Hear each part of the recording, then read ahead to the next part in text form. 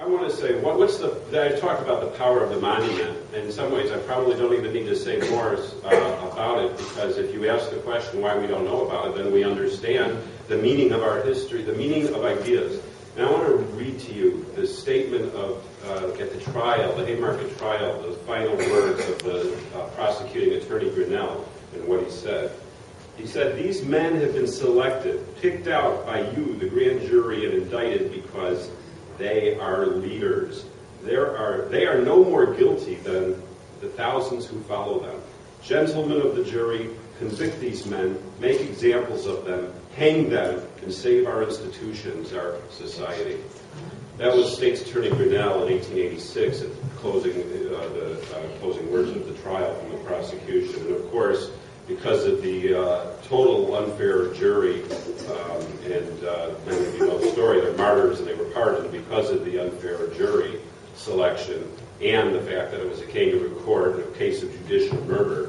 And I'm proud to say that this year we have no politicians coming to our event, but we do have the Illinois State Supreme Court Justice coming, Thomas Kilbride, who understands the power of a fair judicial system and why we need one. And he was asked because of his understanding of the reasons that these men were pardoned.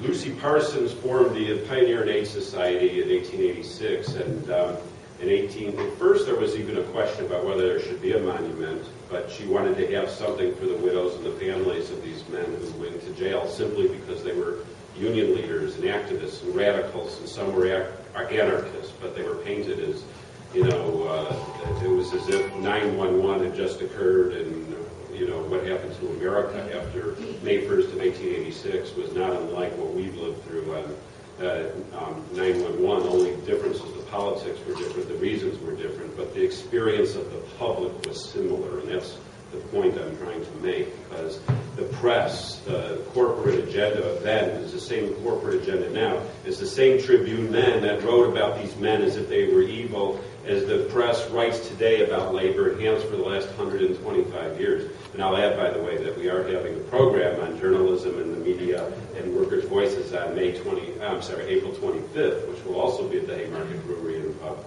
So this powerful story that Lucy Parsons decides to bring to the rest of the world by having the monument dedicated in 1893 in this association.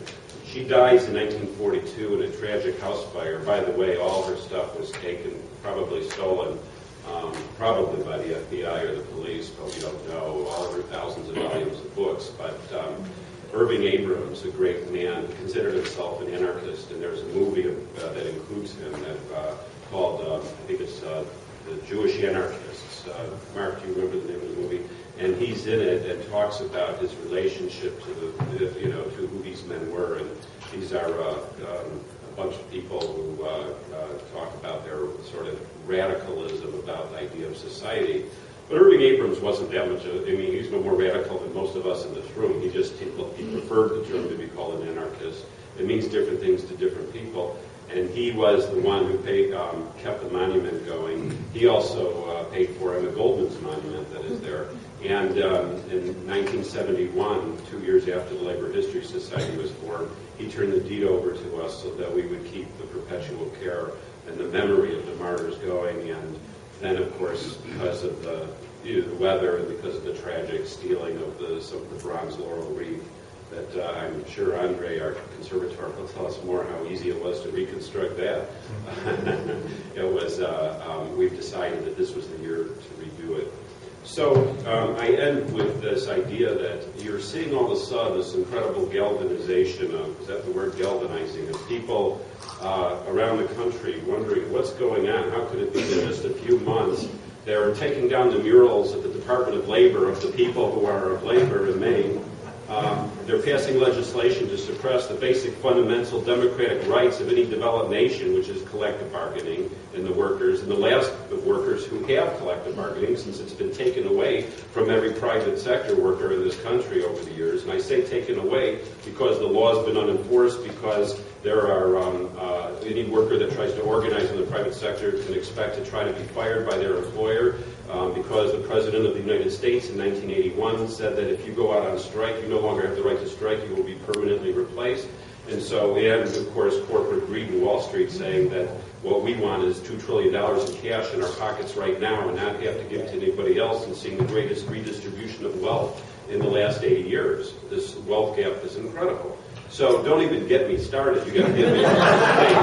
And I'm going to do that now because this is the meaning of the Haymarket, why people around the world march every year, because it's our Labor Day. It was the fight for the 8-hour day during the 8-hour movement. It was the fight to organize. It was the fight to peaceably assemble. It was a peaceable assembly. And I dare any reporter, please don't call it a riot. It wasn't the Haymarket riot. It's the Haymarket tragedy.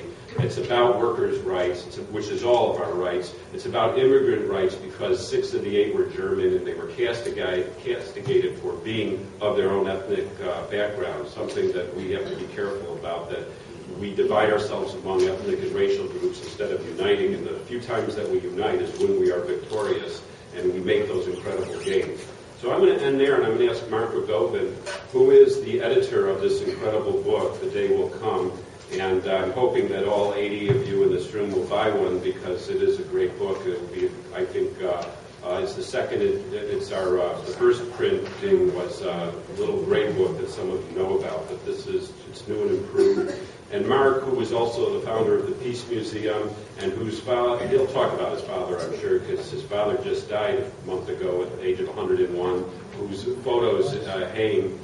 His incredible photos hang at the Gage Gallery on 18 South Michigan, where we'll be having a couple of events during the month of April, and you'll get a chance to see them if you come to the Gage Gallery, especially on April 29th when we do our reception, so that we can honor Mark and so that he can talk about the books and more. So I will now ask Mark Rogovin to come on up.